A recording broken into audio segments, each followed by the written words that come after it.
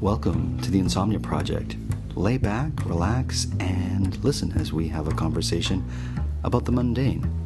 One thing that we try to promise is that our conversation will be less than fascinating so that you can just feel free to drift off. Thank you for joining us. We hope you will listen and sleep. Follow us at Listen and Sleep. And the reason I said to lie back is that me and my guest happened to be in the Casper Napmobile. That's right, the Napmobile. And today's show is sponsored by Casper.com. Thank you, Casper, for sponsoring our show. If you want to receive $50 towards any mattress purchased from Casper, go to caspertrial.com/insomnia. That's right, that's our I don't know, I guess you'd call it our URL. And you type in 50 sleep, that's 50 sleep, and you'll get $50 towards the purchase of your mattress. We're going to talk more about Casper because we're here in their pod lying on their awesome mattress. But speaking of awesome, my guest today is an awesome person who happens to be a good friend of mine. Welcome, Chris Bond. Marco, it's so great to be here in the pod laying down.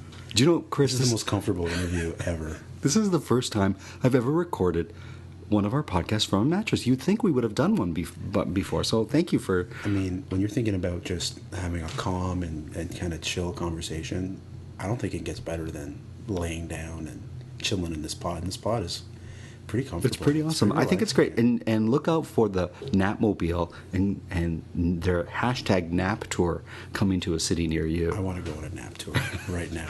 How great would that be? Yeah. Instead of going on like a crazy tour, like I'm doing a nap tour. Yeah, you know. How was Chicago? It was great. I slept. So yeah.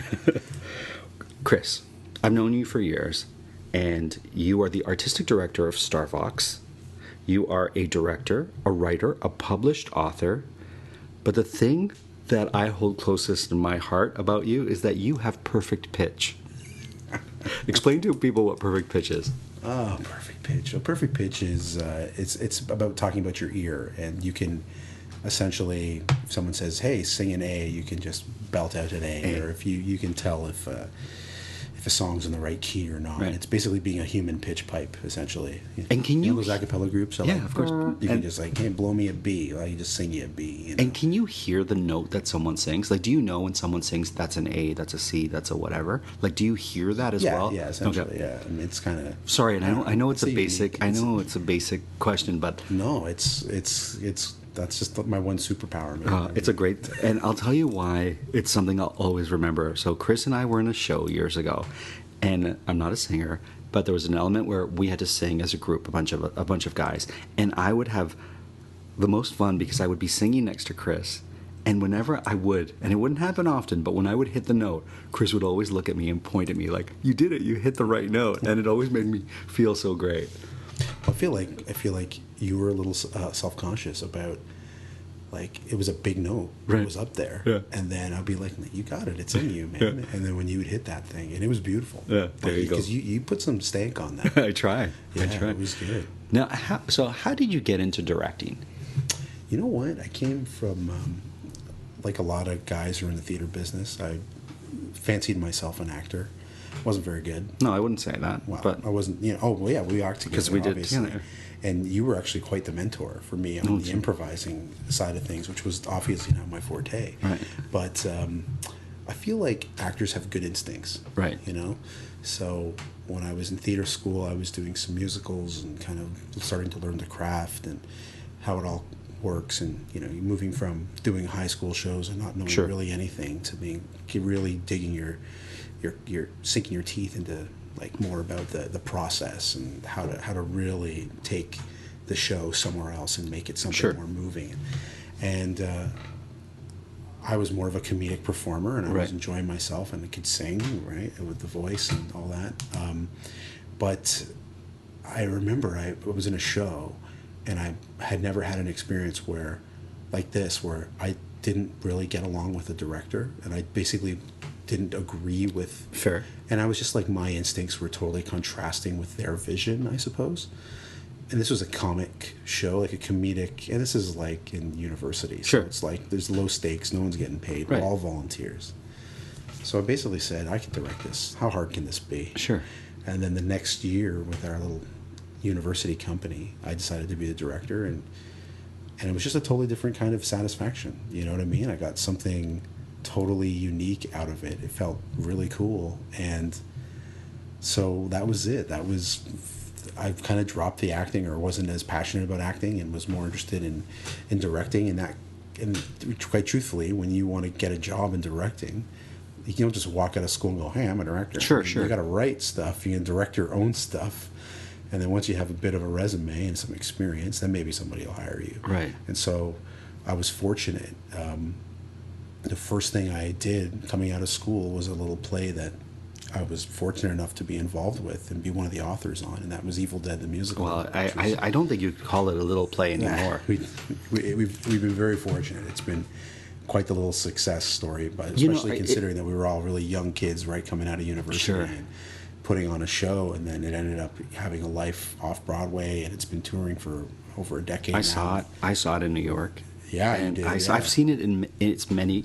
I'm very fortunate because I know you, right. And so I get to see your work in many incarnations. And it's interesting when you know someone who does something that has sort of made a mark in an industry outside of, let's say, your city or your country. Like, let's say your city. Sure. So, like, your show went on to be performed not only in Toronto, where I live, right, but all around Canada, all around the United States, and now it's a global production that gets seen in other countries, right? Yeah. So, I know you as Chris Bond, my buddy, right? For sure. But then I get to see your work, and it's like, wow, this is so great. I get to see my friends work on an international stage with a company that I don't know, and just to see the reaction of, people who aren't my compatriots, sure, enjoying your work, and I feel a sense of pride with it, right?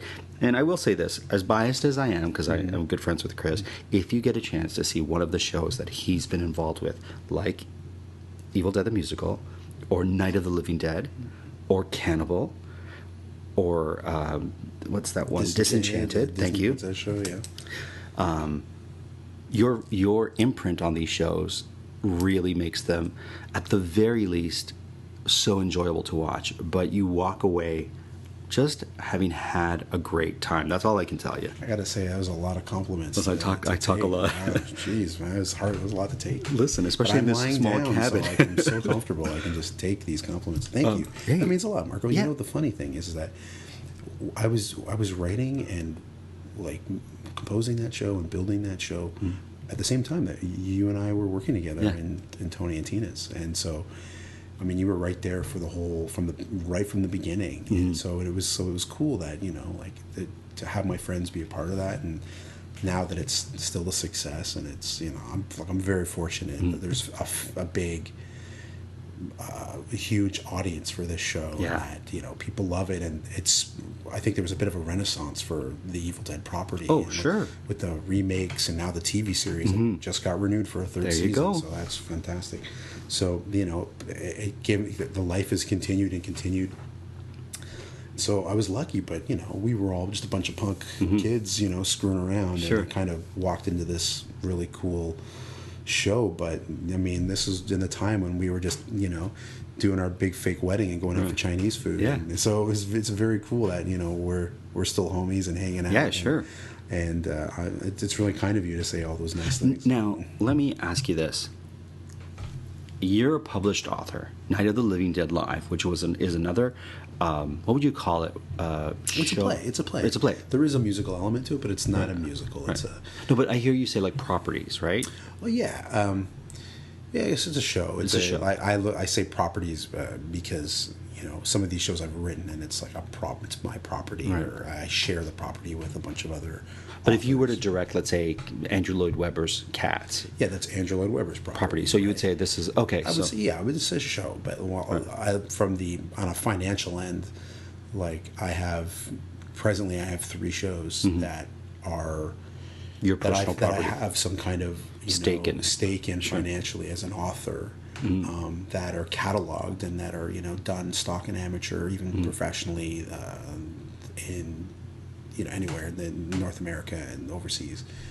So to me, they're properties. Awesome. And my whole end game was like, I want to write a bunch of shows so I can just keep making money and not work. because I like not working. And yet I like you work, I like and hanging yet out you with you. and yet you work so hard.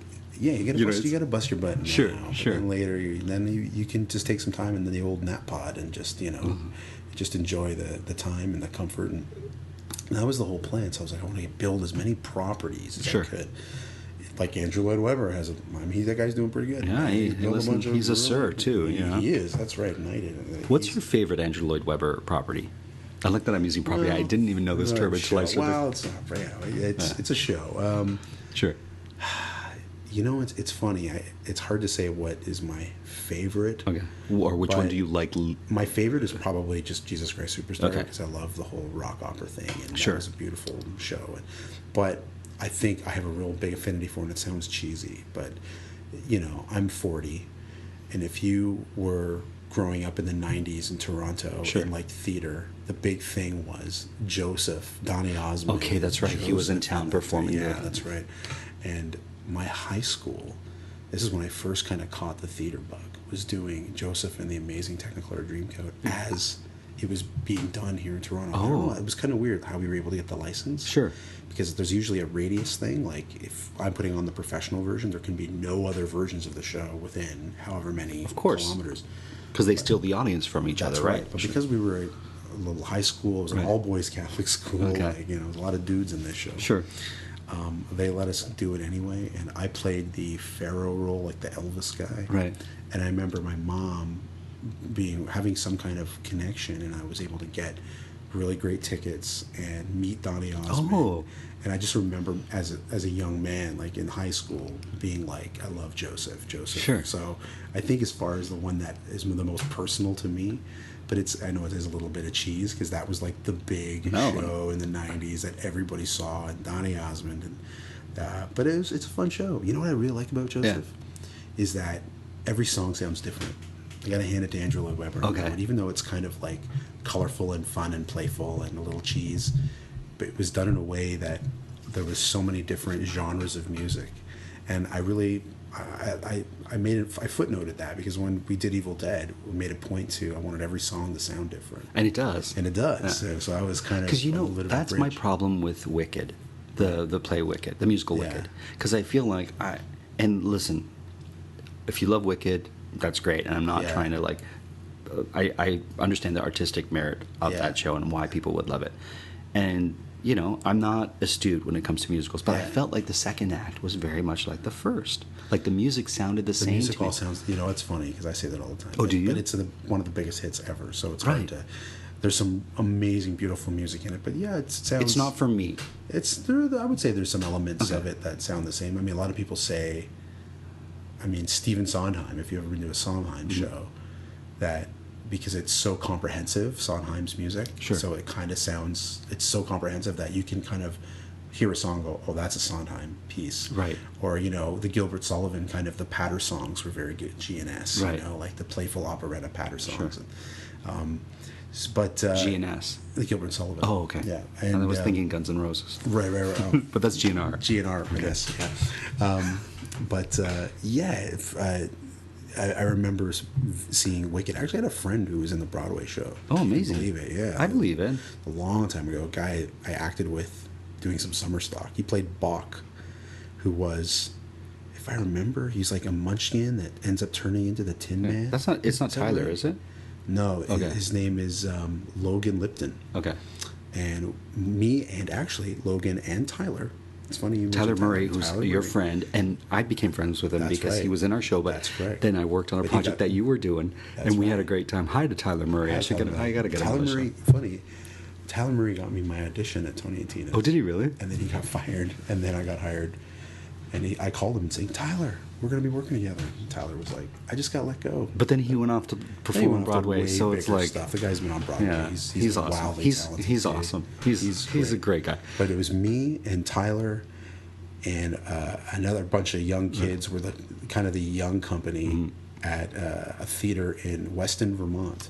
Oh wow! Did like some summer stock in Weston, and quite frankly, it was kind of like a big deal. Like all these kids were like coming out of big universities, like, or like that had like Broadway pedigree. Like you would go to, I think it was Syracuse or U of M, and they pluck these kids, and they would all end up on Broadway.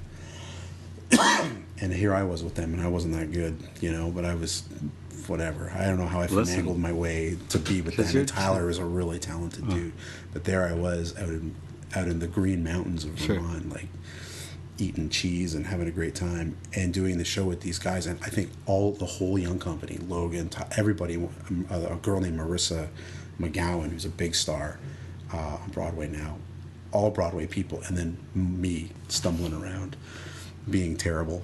So yeah, I was hanging out with all these Broadway dudes. And Logan Lipton, I remember it was the same time that Evil Dead was in New York when you came to visit, and he was like, "Hey buddy, I'm in Wicked," and I went, there you go. Went and saw him, and it was unbelievable. I'm like, and Wicked at the time was the biggest. Yeah, it was the biggest show. Sure. This is before like Book of Mormon, and all the other. It was, and it is a great show. I mean, it's pretty sensational. But yeah, I agree. To digress and come back, sound music sounds pretty simple, but it's beautiful music. Yeah, sure it is. Sure it is. And you would be able to comment on it more. It's no Evil Dead, that's for sure. Boost Mobile is now sending experts nationwide to deliver and set up customers' new phones. Wait, we're going on tour? We're delivering and setting up customers' phones. It's not a tour. Not with that attitude. Introducing Store to Door. Switch and get a new device with expert setup and delivery. Delivery available for select devices purchased at boostmobile.com. We live in a culture obsessed with dieting, weight loss, and exercise. And that can make eating disorder behaviors easy to miss. But the reality is, eating disorders are serious mental illnesses that take a major toll on your health and your life. But recovery is possible. Eating disorders are more common than you might think. Chances are you know someone who is struggling with one. Or maybe you're struggling yourself. If you're concerned about an eating disorder in yourself or a loved one, I want to introduce you to Equip. Equip is a fully virtual, evidence-based eating disorder treatment program that helps patients achieve lasting recovery at home. Every Equip patient is matched with a multidisciplinary care team that includes a therapist, dietitian, medical provider, and mentors. And you get a personalized treatment plan that's tailored to your unique goals and challenges. Equip treats patients of all ages and all eating disorder diagnoses. It's covered by insurance, and there's no wait list. If you think that you or a loved one could be struggling with an eating disorder, don't wait to get help. Visit equip.health to learn more. That's equip.health. We all prefer things a certain way, like groceries. If you want groceries just how you like them, you gotta try Instacart. They have a new preference picker that lets you pick how ripe or unripe you want your bananas. Shoppers can see your preferences up front, helping guide their choices. Because when it comes to groceries, the details matter. Instacart. Get groceries just how you like. I do want to say this, because we kind of mentioned that we're on this mattress. And one of the great things about Casper is that, there's a lot of different foam mattresses out there. But I don't know if you noticed that I'm not hot, and we're in a little pod.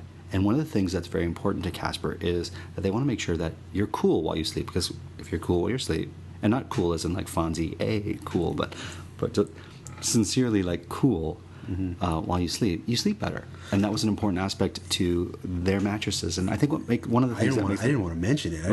I wasn't sure if it was appropriate, but like I'm kind of a big, sweaty, husky guy. And I'm very comfortable. This pillow too. Have you tried? This is an actual pillow. Like this is one of the great things about the Napmobile is you get to test out all that. These are their sheets, and this is the pillow. And what was great was I got to see the pillow, and it's kind of a pillow inside of a pillow. That's why it's so comfortable, because the pillowcase is padded almost like, I want to say like a duvet, and you've got a pillow inside.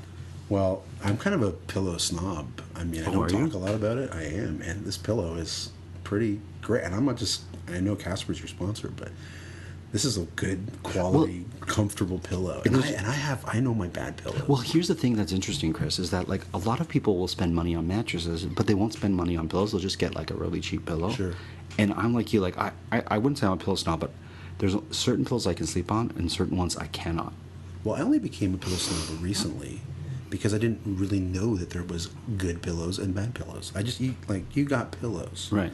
So I had pillows, and then my wife got a pillow as a gift, and then I used it once, and it just like my brain melted, and I was like, wow, there's actually good pillows, and I didn't realize what a bad pillow was. I thought a pillow is a pillow. A pillow is a pillow. Sure. And then all of a sudden, I have my head on this like piece of heaven. Right. And I was like, this is it. And so I started going out there and spending $150, $200 Right. on pillows. But you know what? Like, oh, this one's goose down, and it, Right. but it's what do they call it? It remembers. It comes back to Right. full. Sure. What is that called? I don't even know. It doesn't, you know. Right. And I'm like, what a waste. But this thing is great. And you know what? Even with the down one, I sweat.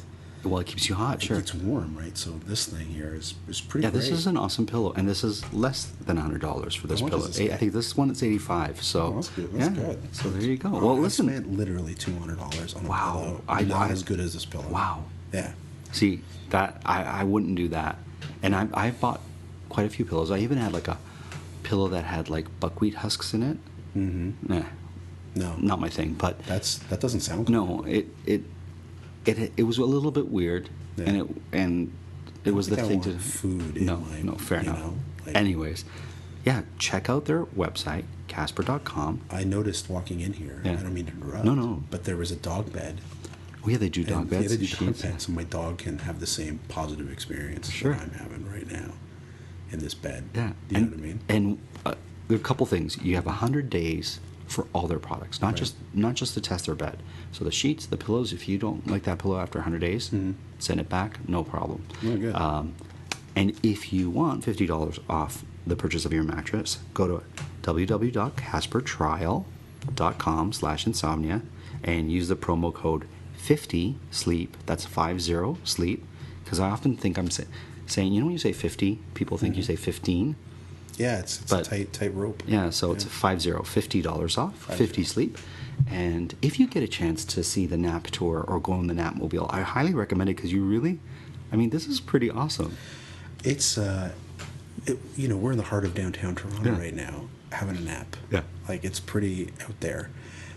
It's essentially like a Winnebago, like a Yeah. giant motorhome with 3 or 4 pods in here. Mm-hmm. But they are big and quiet and comfortable. Listen, that's downtown. There you go. Well, thank you, Casper. Downtown. Thank you for sponsoring, and Casper. thanks for this Napmobile that we're in. But Chris, I want to ask you, if you could direct any musical or any play that you haven't directed yet, what would it be? I got 2 faves that I've written Okay. down that I've always wanted to do. Little Shop of Horrors is Oh. one, because I just love. It was kind of, it's a classic, but it Sure. had a genre element meets kind of 50s And totally puppetry. fun. It has a lot going on. It has a lot. Yeah, it's pretty comprehensive, but it's still the tone is light and playful and fun. And I remember being a kid. Again, I was a movie kid, and I remember everyone's watching Star Wars, and Sure. I'm watching like Little Shop of Horrors. Well, the movie was great with Rick Moranis, Steve It's Martin, fantastic. and John Candy even. was John Candy? John in it? Candy has a cameo. He's the what is it? Seymour goes on the radio, and it's whatever, something of a weird, and it's John Candy. And who's the plant in the movie? Okay, I want to say, I'm not sure if it's. Sorry, I know I'm putting you on the. I don't know his name, but he's one of the Four Tops. Oh, cool. Or one of the Temptations. I think he's one of the Four Tops. Okay. You know what? I can't Sorry remember about his that. name. Sorry. No, that's okay. But he's amazing. I mean, he's sensational. And also, you know what? I hate to be a bit of a theater nerd, but No. the first musical I ever directed was Pirates of Penzance, and I was really into Gilbert and Sullivan. Like, people dig the classics, and for me, the classics was G&S. They were kind of the pioneers of, witty lyrics, in an operetta. It doesn't get more old school than that, like being sassy and funny in an operetta. So with all their patter fun, and I remember watching the Kevin Kline movie as a kid. Again, there's all these cool kids watching. Hey man, watch Conan this weekend. And I was like, nah, Pirates of Penzance, Kevin Kline, Angela Lansbury. Love her. She's great. And I'm also straight. I just want to add Well, that. fair enough. Yeah, Well, I think I need that caveat. So well, I think everyone can enjoy it regardless of. indeed. But as a kid, sure, 8-year-old everyone's- boy, yeah. I'm like, man, This is what I Kevin want. Kline. Yeah. I really dig this.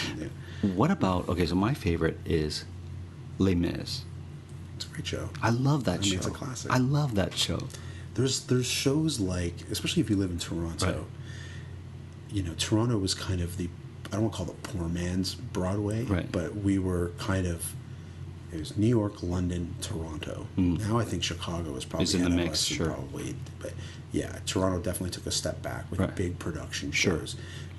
But from Toronto for the longest time, the theater scene was really hot, especially Right. on the commercial level. Sure. The Mervishes were building, not bringing in, building big cats, Right. Les Mis. The Mervishes are Phantom, producers of shows in Toronto, in case you haven't heard of them. And they do great stuff. And it was a big deal. It was a big deal to go on a night at the theater. Oh, man. I remember being, 14, and you'd put a suit on, and you'd have a nice Yeah. dinner, and you'd go to see Les Mis. Yeah.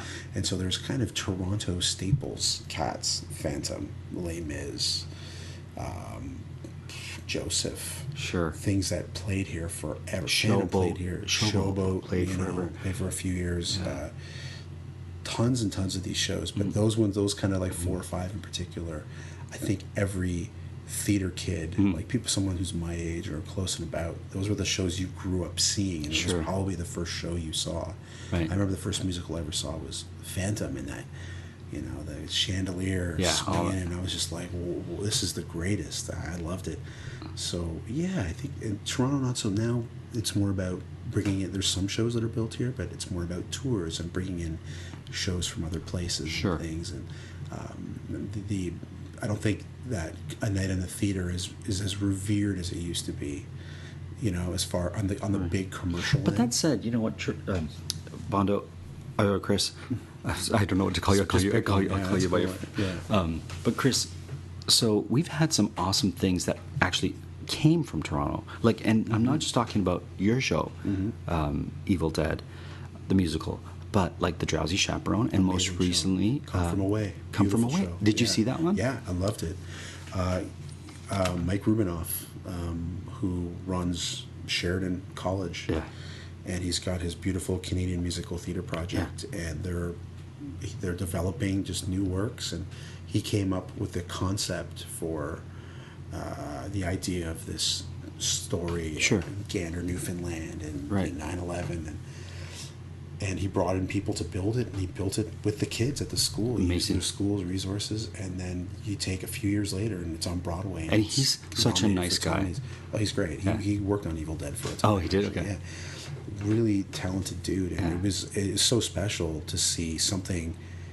And when you know that guy, Yeah. hey, I know that guy, Huh. and now I see him at the Tony Awards. Yeah. It's pretty special. Yeah. And so the great Canadian musicals Come From Away, Drowsy Chaperone, Evil Dead.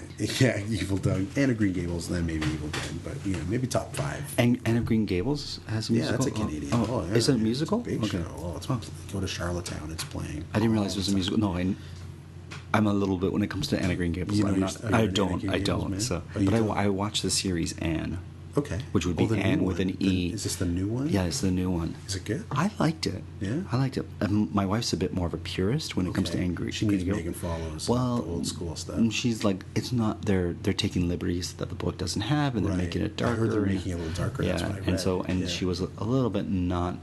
I don't want to say she wasn't. She didn't enjoy it, Mm-hmm. but there were some things that, if you're an Anne of Green Gables purist, Mm-hmm. might not jive with you. Yeah. No, you know what? My wife, I'll say this: my wife is from Taiwan. Mm-hmm. She's she born in Taipei. Loves Anne of Green Gables. Like, Sure. the Asian market Yeah. loves Anne of Green Gables. It's all because they flock out to Charlottetown. To McCarthy, during the war, Mm-hmm. his daughter loved the book, Really? and so he made it part of the required reading, oh wow. or something like that. Anyways, because of it, because of him, it's had a Really? huge That's impact. incredible. Yeah. I wish I knew this. I wish I knew the history of that better. But yeah, Well, I'm just like, how did my wife find it? Like, you live in Taipei, Sure. but it's a big, It's huge. It's a part of their Yeah. curriculum, and they love it. And then there's all the TV shows and all. And so for years, she's like, I want to go to PEI. We gotta go to PEI, and we haven't been yet. but it's on your the list. table. It's on your list. I can't say I've watched much of it, but it's nice that this big Canadian story has become, something that so a musical that we can be proud of, There and you go. just a great, a tradition now Sure. at least, and hopefully, Come From Away is a Newfoundland inspired, like Highland Celtic kind of flavored beautiful show. And Yeah. so it'll have a life in Canada forever and ever and ever. Awesome. And then my singing and dancing zombies. Listen, you know, hey, I can't wait to everybody see gets a what taste. you have next in store for us. Well, I'm presently developing a Don't girls- say it unless you're ready to say it. Like, you know, Oh, this like is- I don't want it to get stolen or anything if it's not. You know what? You spooked me. So I Okay, won't. sorry. Well, there you go. No, it's You know what? I don't want to get anybody who's trying to sleep here too excited. Fair enough. You know what? We'll talk about it in another episode because there's more stuff I want. We're at the end of our episode. Oh, that's too bad. I'm Yeah. enjoying myself. Listen, I was having a great I time. don't want to leave this nap pod here. Well, I mean, it's this- nice. The screen is down, so I might just, you know, You might just pop out. I might just not turn it up, and just like crash for about 5 minutes. Well, this is here. great. I think it's great that just we can just turn off the lights, have a snooze. There you go. In downtown Toronto on all this comfy stuff. There you go. The funny thing is, I didn't know what I was getting myself into when you called me down here. I didn't Yeah. know we were. Oh, by the way, you're gonna be in this nap pod, and this nap pod is awesome. Well, it's great because you're up for anything. That's one thing I got to say about Chris. Chris, I want to mention where people can follow you on Instagram so that they can get more information of what you were about to tell us, and I stopped you. Okay, sneaky. I like that. If you want to follow Chris Bond on Instagram, It's at Bondo, Bondo, Chris Bond. and I'll put it in our little show notes. So if you want to find it, so that'd it's be great. at Bondo. I called him that earlier. If you heard in the podcast, That's right. It's my nickname. Yeah. at Bondo Chris Bond, Bondo, Chris Bond, and I'm at the real Marco Timpano Oh, I follow you. because You Marco follow me Timpano. too, right? Of course I do. I follow Yeah. you. There's another Marco Timpano. No, I have Marco. I just can't remember the password, so I had no. I had to do.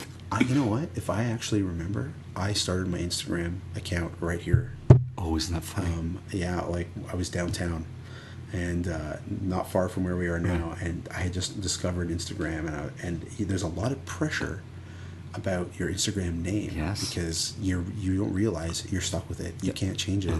Like you're No, living you're- with that's this it. Instagram That's it. name, and I feel like I could have done better. You know. Oh. But I was just I had to get on that day. Yeah, I did that for my wife. She was in the shower, and she said she was thinking of possible names for her Instagram, Yeah. and so Amanda's a Riot is her Yeah. one, and so I set it up, and she came out, and she's like really upset because she's like, I don't know if I want that. It sounds a little bit Like you're trying too hard, Yeah. and she was like really upset. I don't with mean that in a bad way. No, I no, mean, but she now she Amanda actually is a riot. now so. she loves it, but Yeah. at the time she was a little bit like, I don't know if she loves it, but she's cool with it You now. know But what?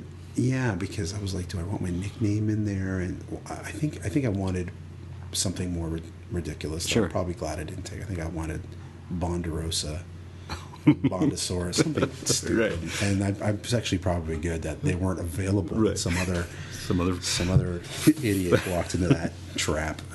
But it's a lot of pressure. You're Sure sitting it there is. and it's like, what is your username? And it's like, I didn't come prepared. So this is a note to all you insomniacs out there who are about to get onto Instagram. Do the research. Be Pick it ready. wisely. Don't have one. Have 3 or 4 ready to go. Because trust me, most of them will be gone. and remember your password. Remember, write it down. Put it in a little book somewhere, written. Not on your phone that you're going to lose, or on a tablet that's going to break. Write it in a little book that says passwords and hide it under a floorboard. There you And go. trust me, you're doing yourself a favor. Well, listen, one thing we don't have to do is hide under this floorboard because this mattress is awesome. I want to thank Casper and their Napmobile, and I particularly want to thank Chris Bond for being on our podcast today. Thanks, Chris. Thank you, Marco. And can I do a quick plug before we? Please. That's one Of quick course. plug. I know you plugged me. Which No, I I appreciate. didn't realize we But Evil Dead the Musical is coming back to Toronto for all the Torontonians who listen to your show. Sure. I know there's a lot of them. It's coming back in November. We're at the Randolph Theater for Amazing. 3 weeks, so you can check us out on evildeadthemusical.com. Now, can anyone check that website to see if it's coming to a city? Absolutely, Okay. they can. So it's not just a Toronto-centric site. Okay. It's for all of our shows. You can see all the shows around the world. They're stock, amateur, whatever. We have a show on the Strip in Las Vegas right now. Oh, we have cool. a show opening up in Korea, which is exciting. Amazing. I mean, well, we did it before. It's coming back. It's really exciting. So that website is, evildeadthemusical.com. there you go. So I will also have that in the show notes That'd in be case great. you are drifting off and you want to check it out after. Yeah, try to have your nap now and then Check it out come later. see this amazing show when you're alert. Thank you, Chris. Thank you, Marco. As always, the Insomnia Project is produced by Drumcast Productions, and this episode was recorded in the Napmobile on a Casper mattress with a Casper pillow as we lie down in Toronto. Thank you, and until next time. Good night, Marco.